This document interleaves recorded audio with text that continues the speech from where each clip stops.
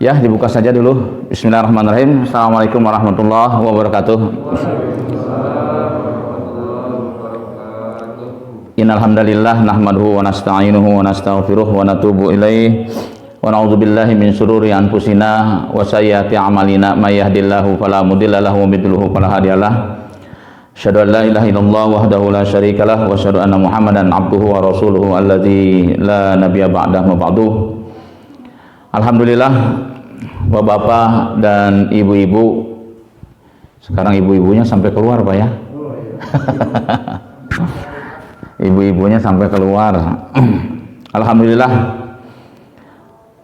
akhirnya Allah menyampaikan kita pada bulan Ramadan, dan sekarang ini sudah masuk Ramadan yang ke 14, 13 Pak? 13. Ayo 14 yang 13 itu. Ya, artinya sudah hampir setengahnya bulan Ramadan kita lewati. Paling tidak, kalau sudah setengahnya bulan Ramadan, artinya perut kita sudah terbiasa dengan perut kosong di siang hari tentunya. Karenanya pada kesempatan pagi hari ini kita sama-sama melakukan kegiatan yang rutin biasa dilaksanakan setiap hari Ahad pagi, yang pada kali ini bagian saya untuk menyampaikan kajian pagi yang temanya Ramadan kali ini harus lebih bermakna. Bapak-bapak dan ibu-ibu, kenapa harus lebih bermakna? Pertama, Ramadan kali ini itu berbeda dengan Ramadan yang sudah. Bahkan tahun kemarin malah tidak ada aktivitas di masjid karena kekhawatiran dengan COVID. Padahal kalau kita coba pelajari, bahkan seorang pakar etimologi dari Universitas Brawijaya pun sudah menyampaikan bahwa ternyata COVID itu sudah terjadi ribuan kali mutasi. Kalau saya kemarin sempat bilang baru 1, 2, 3 kali, ternyata sudah ribuan Pak mutasinya COVID itu. Dia meneliti COVID virus itu sudah 20 tahun, jadi artinya memang dia sudah pakarnya gitu Pak ya, di Profesor Bambang itu di Universitas Brawijaya. Dia memang pakarnya meneliti tentang virus. Jadi COVID ini sudah sedemikian cepatnya itu terjadi mutasi, perubahan terus. Nah, oleh karenanya yang awal mulanya itu pandemi. Yang namanya pandemi itu merembak ke seluruh dunia secara cepat, yang pada akhirnya dari pandemi itu bergeser menjadi endemi.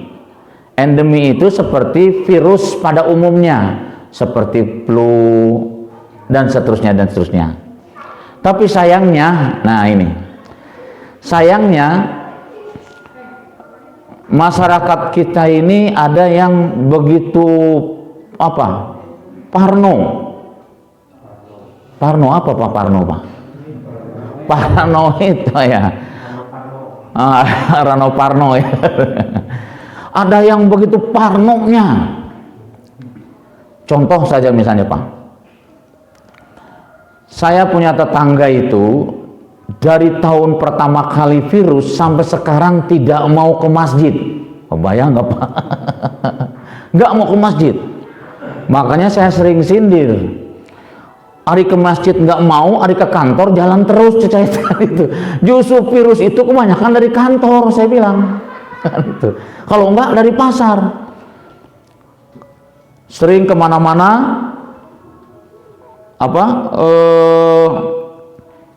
nah ini udah masuk Pak ini.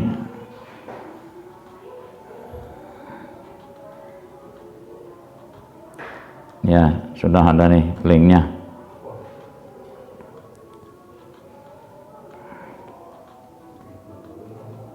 Sudah, mangga tuh di cek dulu. Ya. Nah,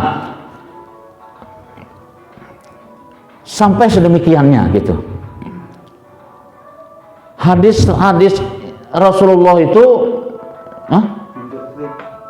oh pinjat.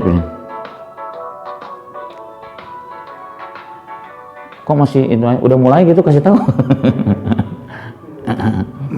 Ya, hadis-hadis Rasulullah 14 abad yang lalu itu sampai sekarang tidak pernah berubah.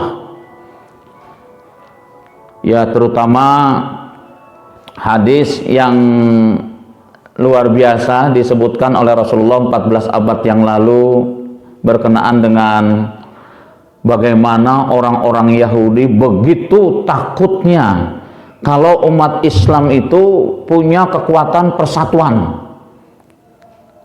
Nah, salah satu kesatuan umat Islam itu setiap bertemu dia akan memberikan senyum. Gimana caranya supaya umat Islam itu susah untuk memberi senyum? Kasih masker. Kasih masker, Pak ya. Kasih masker gitu. Sampai sering kali saya ketemu sama orang yang kenal, lupa ini siapa. Kayak kemarin saya ngisi di rumah sakit Dustira. Ternyata ada sahabat lama, Pak. Siapa? Buka maskernya. Allahu Akbar, Pak Muji. Saya bilang itu nggak kelihatan. Sampai seperti itu, Pak. Benar-benar disekat kita. Disekat betul. Ya. Terus yang kedua, Rasulullah setelah bertemu kemudian beri salam, menyampaikan salam. Jangan lupa ketika menyampaikan salam pegang tangannya, artinya jabat tangan, karena sesungguhnya jabat tangan itu menggugurkan dosa-dosamu. Sekarang bukan jabat tangan, Pak, tapi ngajak tinju. Itu gini, Pak ya. Oh begini, salamannya begini, Pak. Aduh. Tapi ada juga yang begini, masih mending Pak ya gini. Yang gini, Pak. Wah, ada yang tinju gini, ada yang tangan gini. Wah, macam-macam itu. Masya Allah, itu luar biasanya.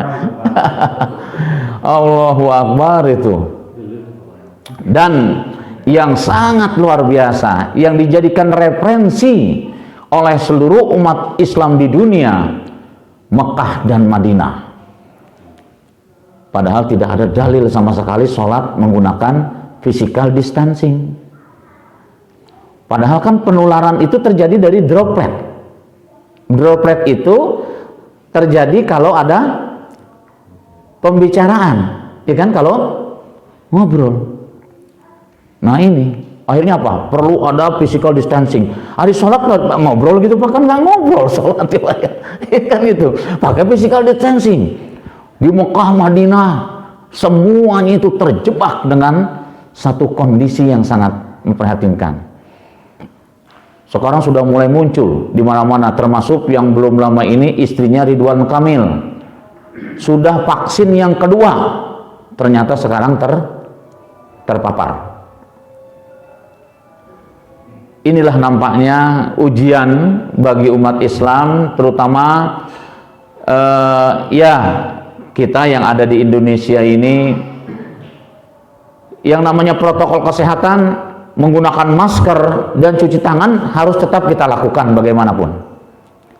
Karena tadi ya, kita tidak tahu, meskipun awal-awal Menteri Kesehatan itu sempat menguar-nguarkan suaranya, cukup yang sakit saja yang pakai masker, kan gitu Pak ya, awal mulanya. Akhirnya diralat, sekarang semua harus pakai masker. Ya, antisipasi wajib bagi umat Islam untuk melakukan antisipasi menggunakan masker dan cuci tangan. Gitu. Jadi kalau kita ragu setelah jabat tangan, tinggal cuci tangan saja. Jangan sampai justru yang menggugurkan dosa kita itu kita tidak dapatkan karena tidak jabat tangan kita. Iya kan? Kan kuncinya kan dicuci tangan gitu Pak ya. Cuci tangan. Nah, maka oleh karena itulah sampai hari ini Yahudi itu bertepuk tangan, mereka itu keberhasilan terlepas dari konspirasi yang mereka lakukan, tapi yang jelas semua apa yang terjadi di dunia ini merupakan biiznillah, yaitu izin Allah Subhanahu wa taala. Tidak ada yang datang dengan sendirinya, tidak ada. Semua hadir ada karena kehendak Allah Subhanahu wa taala. Termasuk Covid ini adalah kehendak Allah Subhanahu wa taala, karena virus itu sejak zaman dulu pun sudah ada. Makanya sampai Allah angkat di dalam surat Al-Baqarah ayat 243. Itu sampai diangkat oleh Allah Subhanahu wa taala tentang apa? Bagaimana virus yang terjadi di zaman umat terdahulu itu. Alam taro ilal ladzina kharaju min diyarihim wa hum ulufun hasaral maut, kata Allah Subhanahu wa taala. Faqala lahumullah mutu summa ahyahum walakinna aksaran nasi la yashkurun, kata Allah Subhanahu wa taala. Jadi begitu jelasnya dikemukakan oleh Allah Subhanahu wa taala dalam Al-Qur'an bahwa ternyata virus itu memang sudah sejak dulu pun ada sampai sekarang itu. Maka oleh karena itulah Bapak-bapak dan ibu-ibu, pada kesempatan pagi ini pula, termasuk awal mulanya sempat di kompleks saya, Pak, ini di RT, bukan di kompleks ya, di RT saya, satu RT itu 11 keluarga yang terpapar, bukan 11 orang, 11 keluarga satu RT saya, satu RT. Alhamdulillah sehat semuanya, meskipun ada satu keluarga yang sempat masuk ke rumah sakit, tapi itu bapaknya saja, istri anaknya tetap isoman di rumah. Bapaknya, kenapa? Karena bapaknya itu punya komorbid. Kan memang yang membahayakan itu kan kalau punya komorbid, Pak ya. Bapaknya itu punya penyakit jantung, maka dibawa ke rumah sakit Muhammadiyah, kemudian dikasihin ke ventilator. Di sekelilingnya dia katakan, waduh luar biasa. Orang pada teriak, pada nggak tahan dengan apa engapnya gitu, Pak ya, kan harus menggunakan apa namanya tuh? Apa Pak? Ya pokoknya itu ya Pak, buat pernapasan itu ya.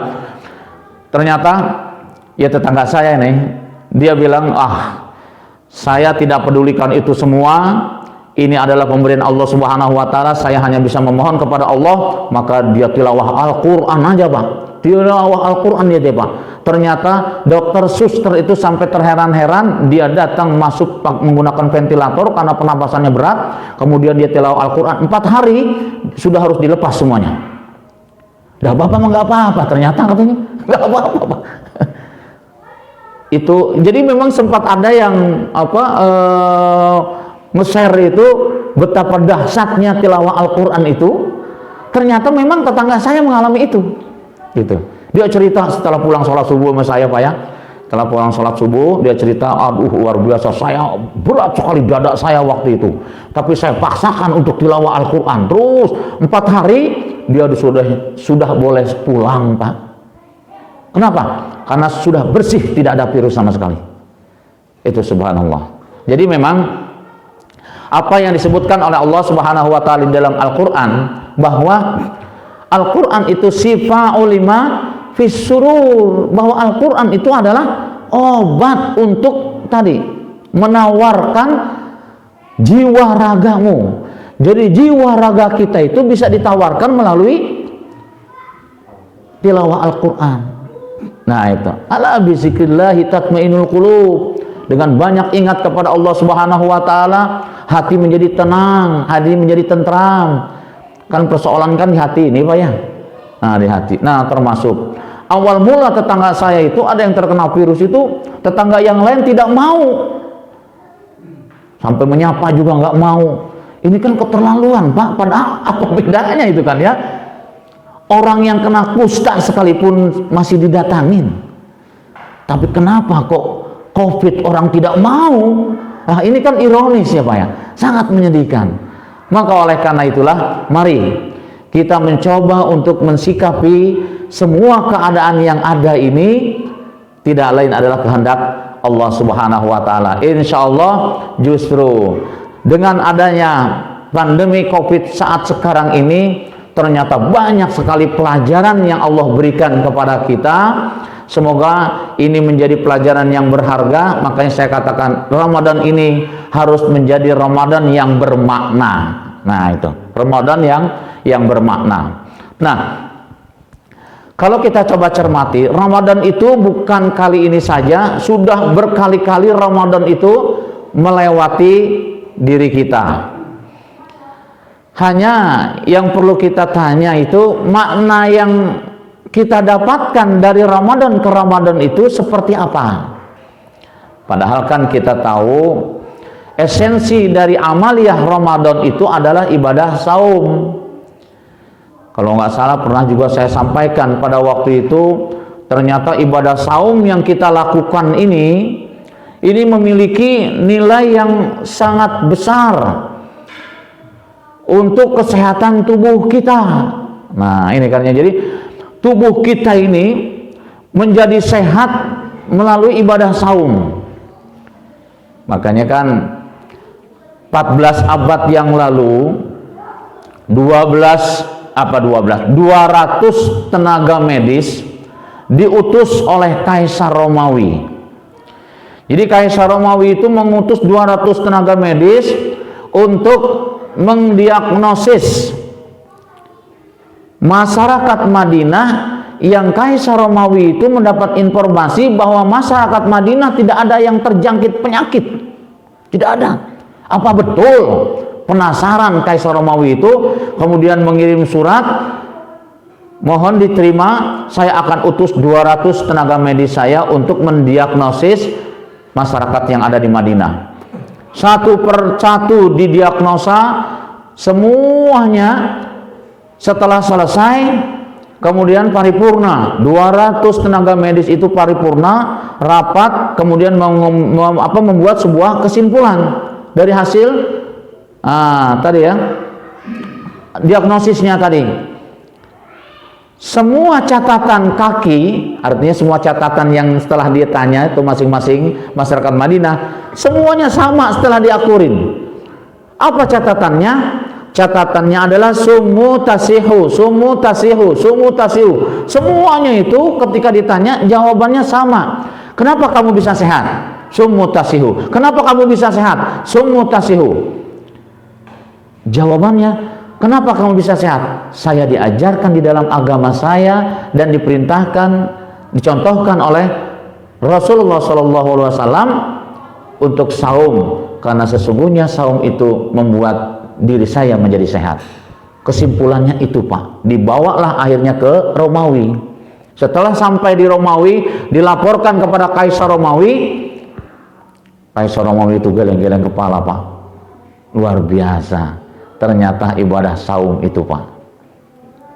Jadi memang apa yang dicatatkan oleh Rasulullah SAW, apa kata Rasulullah?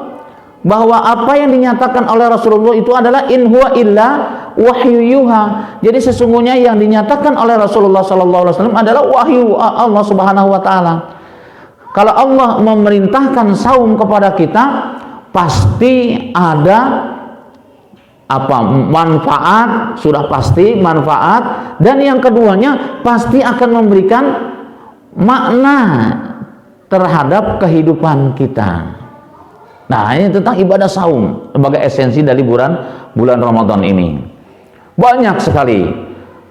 Paling tidak dengan kita mengosongkan perut, kan di dalam tubuh kita itu ada satu proses yang namanya autolisis itu Pak ya. Jadi autolisis itu bekerja sangat efektif kalau perut kita kosong. Dia akan buang seluruh toksin, sel-sel yang mati itu dibuang melalui proses autolisis itu. Kemudian setelah bersih, melakukan regenerasi sel-sel yang mati, meregenerasi sel-sel yang rusak. Dan itulah tugas autolisis dalam tubuh kita. Sehingga dari situ akhirnya di abad 16 para pakar-pakar kesehatan membuat sebuah kesimpulan. Ternyata betul, kalau Allah tidak siapkan autolisis di dalam tubuh kita, maka manusia tidak ada yang awet hidup di dunia. Artinya nggak bisa bertahan lama. Karena autolisis ini Pak, dia buang kotoran, toksin, semuanya itu dibersihkan dalam tubuh. Padahal kita tahu yang namanya toksin Pak, ya, atau sel-sel yang mati dalam tubuh kita, luar biasa itu. Jumlah sel di dalam tubuh kita itu hasil analisis yang dilakukan oleh pakar kesehatan. Sel di dalam tubuh kita itu berjumlah 390 miliar, Pak. 390 miliar. Nah, dari satu sel itu terpecah-pecah lagi menjadi atom, ya kan? Jadi partikel yang kecil. Nah, partikel yang paling kecil, atom itu terbagi-bagi lagi menjadi newton, neutron, apalagi itu Pak, yang namanya itu macam-macam kan, kecil kecil. Jadi memang wah, ratusan miliar kita tercipta oleh Allah Subhanahu wa taala dari partikel-partikel tadi. Maka oleh karena itulah, melalui ibadah di bulan Ramadan ini, makna yang harus kita miliki ternyata setelah kita mencoba untuk mengkaji lebih jauh yang dilakukan oleh pakar-pakar kesehatan, ternyata subhanallah luar biasa. Maka apa maknanya? Bahwa kita harus jaga betul diri kita, baik lahiriah maupun batiniah kita, melalui ibadah saum ini. Nah ini ya. Lantas yang kedua, kalau kita tahan tadi perut, berapa lama Pak kita tahan perut, nggak makan nggak minum deh? 10 jam? 8 jam Pak? Enggak lebih mah. 11 ya, 11 jam. Saudara saya, sahabat saya, ya saudara seiman Pak ya, sedang ada di Rusia. Di Rusia saat sekarang itu saum 22 jam Pak. Bayangkan. Kenapa? Karena musim panas itu lebih panjang waktunya, 22 jam. Sholat subuh jam 1.45 katanya. Setelah itu langsung saum. Saum nanti ketemu lagi jam 22 gitu Pak. Allahu Akbar. Tuh, 22 jam Pak. Kita 11 jam aja udah ngeluh terus. Sebentar-sebentar lihat jam, lila kene, lila kene, begitu masuk zuhur, alhamdulillah udah zuhur. Bukan segera sholat, cuman alhamdulillah udah zuhur. Berarti sebentar lagi asar cenah. Begitu asar, alhamdulillah asar. Tapi bukan segera sholat, cuman mengucapkan alhamdulillah. Kenapa? Berarti dekat maghrib gitu. Jadi ternyata waktu yang ditunggu-tunggu adalah maghrib. Nah gitu. Jadi waktu yang ditunggu adalah maghrib. Wah luar biasa itu Pak ya. Nah, wah sebelum maghrib itu ngabuburit. Aduh, permata sampai diputer jalannya Pak. Saya mau ngisi taraweh pada larang itu Pak, lewat permata diputer dulu Pak. Wah luar biasa Pak ya. Itu sore. Nah, berkah bulan Ramadan itu. Berkah memang bulan Ramadan itu. Sampai hampir semua keluarga itu mempertanyakan, penghasilan tidak ada penambahan, pengeluaran bertambah, tapi kok cukup ya? Itulah berkah namanya Pak. Itulah berkah. Kalau di bulan selain Ramadan itu 50.000 masak cukup, tapi di bulan Ramadan 150.000, padahal gaji sarua Pak. Gaji kan sama, nggak ada perbedaan, tapi kok bisa cukup ya? Itulah berkahnya bulan Ramadan. Dan yang cukup menarik, orang-orang di Pasar Baru itu sampai bilang Pak, ternyata bukan Ali bin Abi Thalib Pak yang bicara begitu saja. Kan awal mulanya Ali bin Abi Thalib itu setelah Ramadan masuk ke 20 hari, Ali bin Abi Thalib itu sudah nongkrong di masjid, nggak pulang-pulang Pak selama 10 hari itu, itikaf 10 hari di masjid. Ali bin Abi Thalib itu ketemu sahabat itu nggak ada senyum sama sekali, sampai ditanya, ya kamu kenapa nggak ada senyum gitu? Sedih saya, kata Ali bin Abi Thalib. Sedih kenapa? Ramadan sebentar lagi berakhir. Tuh Pak, Ali bin Abi Thalib itu mau ditinggal bulan Ramadan sedih. Hari orang atau seneng Ramadan mau berakhir. Kenapa? Berarti kan mau Lebaran. Biasanya anak-anak yang kayak begitu Pak ya. Lebaran. Ternyata hampir rata-rata itu begitu selesai Ramadan itu seolah-olah merdeka. Wah, merdeka. Merasa terkungkung dengan saum. Justru harusnya saum itu memberikan makna yang dalam untuk kehidupan kita. Coba saja Pak, dengan adanya saum paling tidak kita ikut merasakan bagaimana saudara kita yang saat ini merasakan lapar, yang bukan seperti kita saja 11 jam menahan lapar, tapi dia bisa berhari-hari menahan lapar di kem-kem yang kena bencana dan seterusnya. Dia harus menunggu ada yang nganterin makan, sampai seperti itu. Artinya Ramadan itu mengajarkan kepada kita menjadi hamba Allah yang care.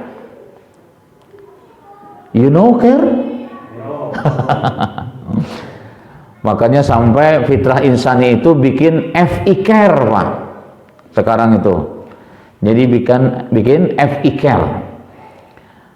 Bagaimana kita mengajak kepada kaum muslimin yang ada di Bandung Barat terutama, kita melalui dari FI Care ini kita bersama-sama untuk memberikan kepedulian terhadap saudara kita yang ada di asrama yatim, duafa, ya kan, dan banyak hal yang lainnya yang perlu kita bantu, karena memang bulan Ramadan inilah tempatnya. Bulan Ramadan tempatnya. Saya perlu sampaikan Bapak dan Ibu, kalau kita mau infak, sedekah, zakat, sudah pasti, karena esensinya yang paling utama adalah zakat di bulan Ramadan itu, yaitu zakat fitrah, gitu kan. Maka bulan Ramadan tempatnya Pak. Kalau kita infak 100.000 di bulan lain, ya, kita mendapatkan nilai pahala 100, atau kalau dilipat gandakan oleh Allah seperti dalam Al-Quran itu sampai 700 kali lipat. 100 dikali 700 berarti berapa? 7.000 di bulan lain. Di bulan Ramadan, wallahu yudha'ifu liman yasha, Allah melipat gandakan pahala sampai yang tak terhingga banyaknya. Kesempatan yang berharga bulan Ramadan itu Pak, kesempatan. Ada kisah yang mudah-mudahan ini menjadi motivasi, terinspirasi dari kisah ini. Di zaman Nabi Musa alaihissalam,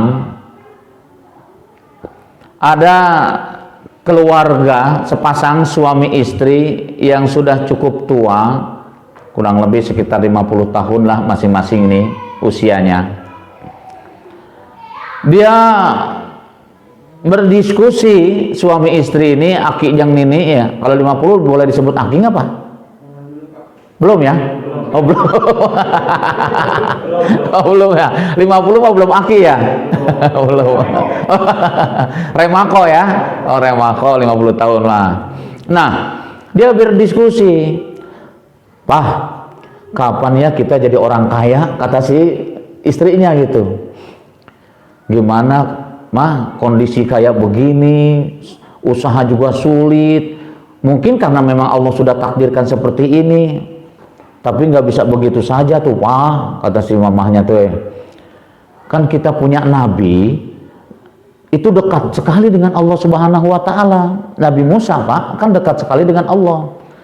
Mintalah coba ke Nabi Musa, kita jadi orang kaya lah, pengennya ngerasain rasanya jadi orang kaya seperti apa gitu Pak ya. Akhirnya didatangin Pak Nabi Musa. Datanglah ke tempat Nabi Musa, kemudian menyampaikan apa yang diinginkan itu. Wahai Nabi Musa, bukankah engkau begitu dekat dengan Allah Subhanahu wa taala? Ya, memang ada apa? Kami ini dikasih susah itu sudah cukup lama, katanya itu. Susah tiada henti. Waduh, itu kayak lagu aja Pak ya. Susah nggak pernah berhenti. Nabi Musa pengen deh sekali-kali saya pengen jadi orang kaya, tolonglah minta ke Allah, engkau kan dekat dengan Allah. Akhirnya Nabi Musa Pak minta ke Allah Subhanahu wa taala. Datang, ya Allah, ini ada salah satu warga saya ya, umatku dia susahnya berkepanjangan, pengen sekali-kali jadi orang kaya, kata gitu. Baiklah, kata Allah Subhanahu wa taala, aku akan bukakan pintu rezeki, satu pintu rezeki. Jadi Allah bukakan satu pintu rezeki. Tapi syaratnya saya akan beri kekayaan lewat satu pintu rezeki itu selama 1 tahun saja. Dikasih kekayaan selama 1 tahun. Akhirnya Nabi Musa menyampaikan kepada kedua orang ini, ya suami istri, Allah mengabulkan permintaanmu wahai bapak dan ibu. Tidak akan lama lagi engkau menjadi orang kaya. Ternyata di dalam Al-Quran itu ada kalimat wa may yattaqillah yaj'al lahu makhraja wa yarzuqhu min haitsu la yahtasibu. Nah itu. Karena orang tua ini meskipun dalam keadaan miskin dia tetap bertakwa, dekat dengan Allah Subhanahu wa taala. Yaitu tadi alasannya berdoa sudah tapi belum dikabulkan saja. Nah, jangan sampai terjadi juga dalam diri kita, Pak. Sudah berdoa nggak dikabulkan saja. Sebenarnya tidak ada, apalagi bulan Ramadan, janji Allah gimana?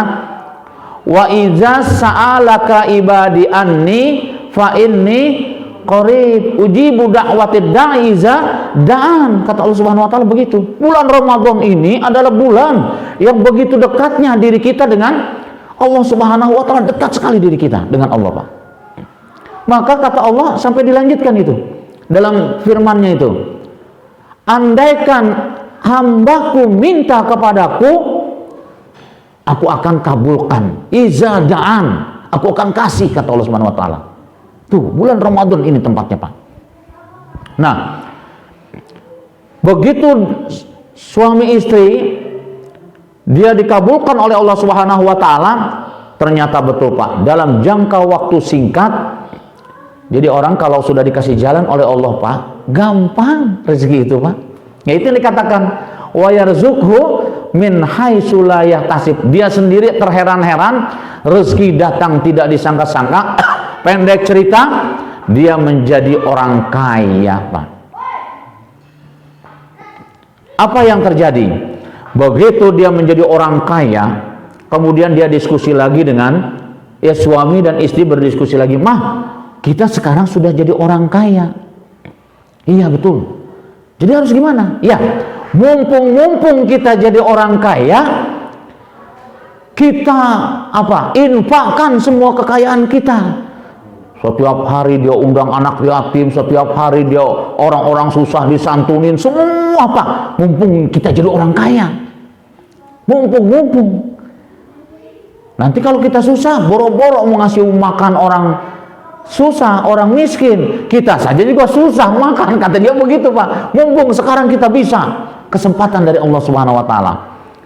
Akhirnya apa, Pak? Setiap hari dia ngasih makan fakir miskin, terus uang yang berlimpah itu terus. Setahun sudah lebih ternyata, Pak. Setahun sudah lebih, kan dijanjikan oleh Allah cuma setahun dikasih kekayaan itu. Setahun lebih masih kaya, sampai akhirnya Nabi Musa itu dipanggil. Kan Allah janji 1 tahun. Kamu ini sudah setahun lebih, kenapa kamu masih kaya aja, kata Nabi Musa begitu. Akhirnya Nabi Musa itu ngadu ke Allah Subhanahu wa taala, "Wahai Allah, bukankah engkau telah berjanji bahwa engkau akan beri kekayaan kepada orang yang aku mintakan doa kepadamu itu 1 tahun, sekarang sudah 1 tahun lebih. Tapi engkau masih terus berikan kekayaan." Apa kata Allah Subhanahu wa taala, Pak? "Wahai Musa, aku memberikan 1 pintu kekayaan buat dia. Tapi ternyata dia memberikan pintu kekayaan yang lebih banyak lagi, yaitu dengan banyak memberikan infak, sedekah dan seterusnya kepada orang lain. Aku malu," kata Allah Subhanahu wa taala, "kalau menyetop kekayaannya." Subhanallah. Tuh, Pak, pelajaran yang berharga. Jadi orang yang infak itu bukan habis seperti hitungan matematika, kan itu ya. 50 dikasih 50 habis, bukan ternyata, kan itu ya. Itu janji Allah Subhanahu wa taala di zaman Nabi Musa. Dan Rasulullah SAW pun mengajarkan hal yang sama. Dan sekarang sudah begitu banyak orang-orang yang membuktikan, termasuk salah seorang trainer yang termasyhur. Siapa Pak? Jadi salah seorang trainer itu dia terkena penyakit yang tidak ada obatnya. Susah pokoknya, nggak mungkin bisa sehat dia orang itu. Si trainer itu yang tadinya dari hasil trainernya itu Pak miliaran yang dia punya itu, akhirnya sakit, dia tidak bisa apa-apa selama 3 bulan 6 bulan dia diam di rumah, sampai akhirnya dokter itu sudah memvonis usianya secara medis paling tinggal sebulan lagi. Istrinya ingat dengan kisah di zaman Nabi Ibrahim. Di zaman Nabi Ibrahim itu Pak, ada orang yang infak. Jadi karena dia sakit, daripada misalnya uangnya tidak bermanfaat, kan kita tahu Pak ya, yang namanya uang kita itu uang yang sudah kita infakkan di jalan Allah, itulah yang disebut uang kita. Kalau yang kita keluarkan untuk makan di tempat makanan yang paling jet set sekalipun, itu nggak jadi apa-apa, paling jadi kotoran. Betul Pak ya? Ya. Nah, uang yang kita infakkan itulah yang akan menghantarkan kita. Nah, inilah maknanya bulan Ramadan. Ya, makna bulan Ramadan di sini. Jadi uang yang kita infakkan itulah yang akan mengantarkan kita izamatal adam in qata amali ilamin salasin. Salah satunya adalah shadaqatul jariyah, dialah yang akan mengantarkan kita. Saya juga teringat dengan kisah seorang konglomerat di zaman Umar bin Abdul Aziz. Ketika dia ditanya oleh salah seorang sahabatnya, betapa bahagianya kamu punya harta banyak, anak banyak. Apa? Bahagia. Saya punya harta tidak banyak, kata dia, hanya 10.000 dirham saja. Wah, kamu jangan bohong, hartamu itu jutaan dirham, bilang cuma 10.000 dirham. Betul, harta jutaan dirham, tapi yang saya sudah infakkan itu cuma 10 dirham. 10.000 dirham, itulah yang uang saya. Betul, anak saya banyak, ternyata anak yang soleh itu cuma 1, kata dia. Dia ingat dengan hadis Rasulullah tadi, izamatal adam in qata amali ila min salasin. Disitulah pentingnya bahwa kita menjadi orang tua, paling tidak ilmu yang kita miliki ini bisa mengantarkan anak kita menjadi anak yang soleh. Nah, ini ilmu yang kita, sedikit ilmu kita, tapi paling tidak kita bisa mengantarkan anak kita dari ilmu yang sedikit menjadi anak yang soleh, sehingga itulah yang akan kita bawa. Itulah yang akan mengantarkan diri kita sampai ke kubur, ke padang mahsyar, dan menjadi kendaraan ke surga.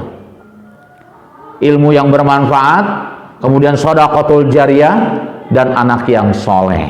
Nah, ini jadi luar biasa. Makna bulan Ramadan adalah sesuatu, kalau orang sekarang bilang gimana Pak? Sesuatu banget katanya gitu ya. Jadi Ramadan itu adalah sesuatu banget. Harusnya menjadikan diri kita, karena bulan Ramadan adalah bulan yang bermakna, maka harus bisa menjadikan diri kita diri yang bermakna lewat bulan Ramadan. Ibadah saum tadi, ya, banyak sekali manfaat yang bisa kita dapatkan dari sisi kesehatan lahiriah, dari sisi kesehatan batiniah kita menjadi tenang. Kan konsep kebahagiaan itu hanya satu Pak, yaitu dengan banyak memberi. Bulan Ramadan kalau kita jadikan bulan untuk kita banyak memberi senyum, memberi makan, sampai Rasulullah memberikan motivasi itu, apabila kamu memberikan seteguk air saja bagi orang yang saum, itu seteguk air Pak, bagi yang saum, maka Allah memberikan pahala sebesar orang yang saum. Kalau orang yang saum itu dapat pahala 1000, kita mendapatkan pahala 1000, tidak dikurangi sedikit pun. Ini subhanallah. Makanya di Mekah, Madinah, di bulan Ramadan itu Pak, Orang kayaknya menghambur-hambur, bukan menghambur-hamburkan ya, begitu berebut orang ingin infak di sana itu Pak, luar biasa. Infak itu berlimpah di sana. Kesempatan, momen yang berharga. Nah, yang kedua, makna yang kedua, amaliyah qiyamul Ramadan. Makanya man shoma Ramadanan imanan wa ihtisaban, ghufira lahu ma taqaddama min dzanbi. Wa man qama Ramadanan imanan wa ihtisaban, ghufira lahu ma taqaddama min dzanbi. Yang kedua adalah qiyamul Ramadan, yaitu ibadah salat tarawih kita. Ibadah salat tarawih mengajarkan kepada kita 3 hal. Nah, ini bukan salat tarawih saja ya, ibadah salat termasuk salat tarawih mengajarkan kepada kita 3 hal. Yang pertama adalah al-janibu takbiri, yang kedua adalah al-janibu zikri, dan yang ketiga adalah al-janibu salami. Melalui ibadah salat, terutama ibadah salat tarawih yang banyak kita lakukan di bulan Ramadan ini paling tidak ada makna yang terkandung dari ibadah salat yang kita lakukan. Yang pertama adalah al-janibu takbiri, di mana ibadah salat yang kita lakukan itu harus mampu membentuk kepribadian kita menjadi hamba Allah yang tawadu. Karena al-janibu takbiri itu adalah dimensi takbiratul ihram. Kita katakan hanya Engkau wahai Allah yang maha besar, yang lainnya sama pada hakikatnya dengan saya, kan begitu. Kemudian dari situ kita angkat tangan kita, simbol kepasrahan diri kita di hadapan Allah Subhanahu wa taala. Makanya secara manusiawi saja orang kalau sudah ngangkat tangan berarti apa Pak? Udah nyerah. Kalau sudah ngangkat tangan nggak boleh ditembak Pak. Kalau udah begini orang misalnya ditodong gitu, angkat tangan nggak boleh ditembak. Begitu sudah angkat tangan ditembak, ham itu namanya, kan itu. Iya, jadi termasuk lagi perang juga begitu Pak. Kalau lagi perang itu angkat tangan, nyerah, sudah jadi tawanan. Paling begitu Pak ya, angkat tangan jadi tawanan. Itu sudah simbol. Jadi ketika kita angkat tangan kita tinggi-tinggi di hadapan Allah Subhanahu wa taala, ini memberikan isyarat apa?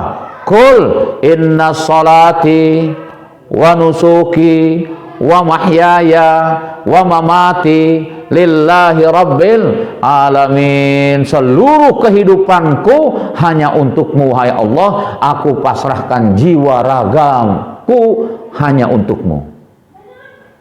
Nah ini, aku pasrahkan jiwa ragaku untukmu. Pasrahkan. Itulah yang dimaksud dengan al-janibu takbiri, dimensi takbir. Ternyata melalui dimensi takbir itu membuat diri kita tawadu secara vertikal maupun tawadu secara horizontal. Tawadu secara vertikal, setiap kali Allah mengundang kita, lisan kita mengatakan sami'na wa ata'na. Saya dengar wahai Allah, kau telah mengundangku dan saya siap untuk melaksanakan. Tinggalkan seluruh aktivitas yang ada di hadapan kita. Penuhi panggilan Allah Subhanahu wa taala. Undangan Allah prioritas. Utama. Nah, secara horizontal tidak ada yang berbeda. Meskipun kita menjadi orang paling kaya, kita memiliki jabatan yang tinggi, kekuasaan yang handal, performan yang bagus, jangan sampai membuat diri kita menjadi sombong karenanya. Karena semuanya pada hakikatnya sama. Gimana ayatnya Bapak? Masih ingat atau masih lupa? Dalam surat 16 ayat 78 Allah Subhanahu wa taala berfirman, "Wallahu akhrajakum min butuni ummahatikum la ta'lamuna syai'a," kata Allah Subhanahu wa taala. Dan akulah yang menghendaki kamu ada di dunia ini, aku pula yang menghendaki engkau memiliki kekuasaan, engkau memiliki jabatan, engkau memiliki harta, engkau memiliki performan yang bagus, aku yang menghendakinya. Begitu kata Allah Subhanahu wa taala. La ta'lamuna syai'a. Tapi ingat, sebelumnya aku tidak bekali sesuatu apapun. Jadi dari ayat ini diinformasikan oleh Allah Subhanahu wa taala, pada hakikatnya kita berangkat dari yang sama. Jadi berangkatnya kita dari hal yang sama. Apa kesamaannya? Tidak memiliki sesuatu apapun. Saya belum pernah mendengar Pak, di dunia belahan manapun ada bayi lahir pakai celana misalnya Pak ya? Nggak ada, nggak dibekali sesuatu apapun, dalam keadaan muligir Pak ya, semua juga lahir. Nggak ada yang meskipun disesar misalnya kan gitu Pak ya, mahal bayar sesar sehingga bayinya begitu keluar sudah pakai baju, pakai celana. Enggak. Itulah makna la ta'lamuna syai'a wa ja'ala lakumus sam'a. Allah Maha Rahman, Allah Maha Rahim, maka dibekalilah kita oleh Allah Subhanahu wa taala untuk memiliki semua apa yang kita inginkan. Melalui apa? Sam'a, pendengaran. Allah bekali kita dengan pendengaran, yang dengan pendengaran inilah kita ingin punya sesuatu yang bisa kita perdengarkan. Salah satunya adalah ingin punya pasangan biar ngobrol itu enak. Kebayang nggak Pak? Kalau kita tidak punya pendengaran, punya pasangan diajak ngobrol, nyambung tuh Pak? Nyambung, ya Pak ya. Pendengaran ternyata tidak cukup. Hanya ingin punya pasangan, ingin punya perangkat-perangkat yang bisa kita perdengarkan. Beli perangkat elektronik. Elektronik itu macam-macam harganya, dari yang mulai 10.000 sampai yang 100 juta. Jutaan kan Pak ya. Nah itu. Yang membedakan apa Pak? 10.000 sama 100 juta yang membedakan apa Pak? Nolnya. Ada yang bilang kualitasnya, kualitas suara tidak, kata saya bilang. Kualitas suara juga tidak. Yang membedakan adalah telinga kita. Ya, kita punya elektronik harganya 100 juta. Kemudian disuruh dengar orang yang tidak mendengar, atau misalnya yang rusak pendengarannya. Ini berapa harganya? 100 juta. Nama butut, dibilang butut Pak ya. Kenapa? Karena telinganya yang butut. Telinga Pak, disitulah perlunya kita bersyukur. Nah itu makanya nggak boleh kita bangga nih, saya punya elektronik harganya 100 miliar, enak, empuk didengarnya. Tapi kalau bonghek, ngerwe bonghek suara tepatnya, telinga ini apa yang itu mahalnya bukan main. Kemudian kata Allah Subhanahu wa taala wal absara, yaitu penglihatan. Subhanallah. Cari pasangan yang cantik. Kenapa? Karena bisa ngelihat, gitu Pak ya. Iya, karena bisa ngelihat. Kalau nggak bisa ngelihat, nu mana we, kan gitu Pak ya. Lu mana we, nggak bisa ngelihat. Karena kita bisa melihat, sehingga kita lihat. Meskipun yang namanya cantik itu semua wanita pasti cantik. Makanya karena semua wanita cantik, kecantikan itu relatif. Apa relatif Pak? Rela dalam tanda kutip gitu. Relatif temanya.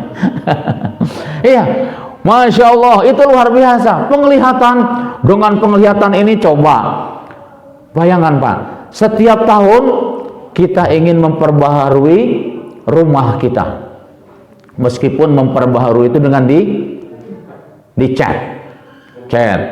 Tahun sekarang warnanya kuning, tahun besok hijau, tahun berikutnya merah, tahun berikutnya oranye, tahun berikutnya terus ya Pak. Pengen apa? Selalu baru.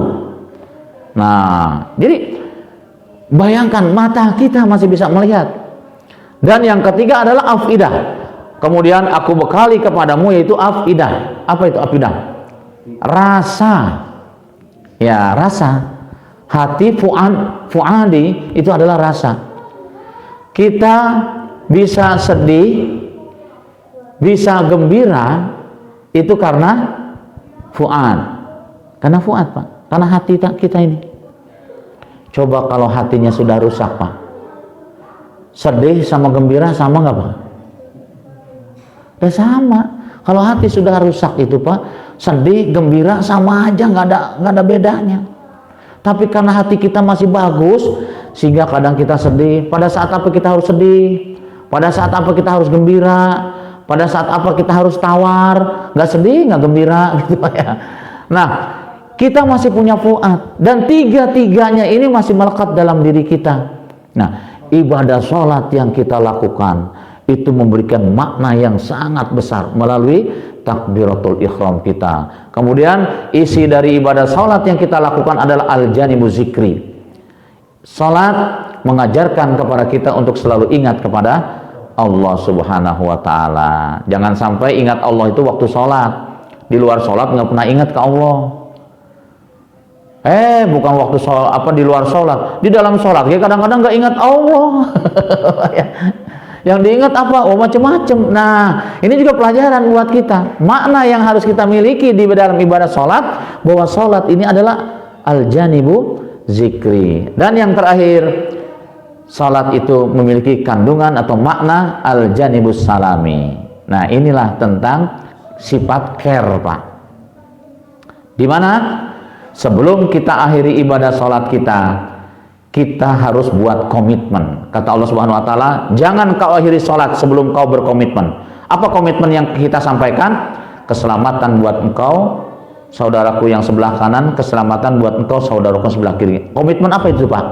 Komitmen care, yaitu kepedulian.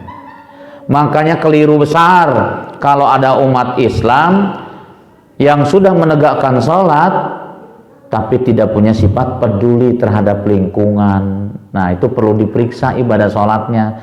Jangan-jangan kayak yang sholat padahal dia tidak sholat, kata Rasulullah dalam sebuah hadis Bukhari. Ada di dalam hadis Bukhari begitu, Pak. Nampak seperti yang sholat orang itu padahal dia tidak sholat sama sekali. Nah, semoga makna yang terkandung dari ibadah Ramadan yang kita lakukan sampai ke hari yang ke-13 ini paling tidak bisa menjadi pelajaran yang berharga buat kita, sehingga Ramadan yang saat sekarang ini menjadi Ramadan yang terbaik buat kita. Itu saja barangkali yang dapat saya sampaikan. Akhirnya marilah sama-sama kita bermunajat, berdoa kepada Allah Subhanahu wa taala. Semoga Allah memberikan kekuatan, kemampuan kepada kita untuk menjadikan Ramadan ini adalah Ramadan yang bermakna, yang memberikan kekuatan, kemampuan kepada kita untuk menyelesaikan ibadah dengan sebaik-baiknya. Astaghfirullahaladzim, astaghfirullahaladzim, astaghfirullahaladzim, alladzi la ilaha illa huwal hayyul qayyum wa atubu ilaih. Innallaha wa malaikatahu yusholluna 'alan nabi ya ayyuhallazina amanu shallu 'alaihi wa sallimu taslima.